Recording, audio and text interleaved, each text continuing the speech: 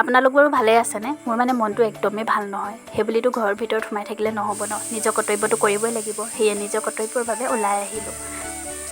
আমাৰ মানে G P অফিচত এখন আজি মিটিং আছিলে। মিটিংখন শেষ কৰি মই ঘৰলৈ বুলি ঘূৰি আহোঁতে বৌহঁতৰ দোকানত সোমালোঁ। বৌহঁতৰ দোকানত চাওকচোন, ইমান ধুনীয়া ধুনীয়া কাপোৰ কালেকশ্যন আছে। শাৰী, এফালে মেখেলা চাদৰ, যোৰা কটন কাপোৰ খুব ধুনীয়া ধুনীয়া আছে, আৰু লগতে শ্বৰ্ট কুৰ্তি এইবিলাক আছে। তাৰপিছতে আৰু ইয়াত কিন্তু বৌয়ে কাপোৰ চিলাই দিয়ে। আমাৰ গাঁৱৰ যিহেতু জেগা, সকলো বস্তু পোৱাটো মানে সহজ নহয়। গাঁৱৰ এটা অঞ্চলত মানে খুব কমহে এনেকুৱা দোকান থাকে। তাৰপাছতে এইটো বৌহঁতৰ দোকানখন নতুনকৈ খুলিছে, কিন্তু খুব ধুনীয়াকৈ তেওঁলোকে বস্তুবিলাক আনি সজাই লৈছে। আৰু এই কাপোৰযোৰ দেখিছেনে বাৰু? এই কাপোৰযোৰ কিন্তু মই ইয়াৰ পৰাই লৈছিলোঁ। পিন্ধিবলৈ খুব ভাল লাগে, কটন যিহেতু গৰমত পিন্ধিবলৈ ভাল।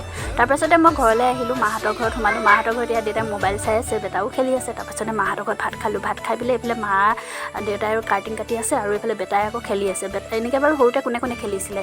এনেকুৱা বাঁহৰ এটা অংশ কাটি লৈ পেলাই এটা চকা লৈ গাড়ীৰ নিচিনা চলোৱা সৰুতে কিন্তু খুব কৰিছিলোঁ দেই। এতিয়া বাৰু কৰা নহয়, কিন্তু ল'ৰাটোক কৰিব দিওঁ মানে কি আৰু, মা ঘৰত থাকিলে প্ৰায় এইবোৰ খেলা হয়।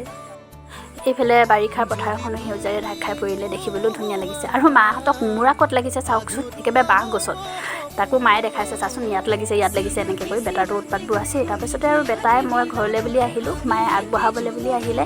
আৰু স্কুটি যিহেতু ৰাস্তাতে থৈ আহিছিলোঁ, তালৈকে খোজকাঢ়ি আহি আছোঁ, আৰু মায়ে উলিয়াই দিছে। এইখিনিত উলিয়াবলৈ মানে অলপ দিগদাৰ হয়, সেইটো কাৰণে সোমোৱাই নানিলোঁ আৰু। আজিলৈ বাই বাই।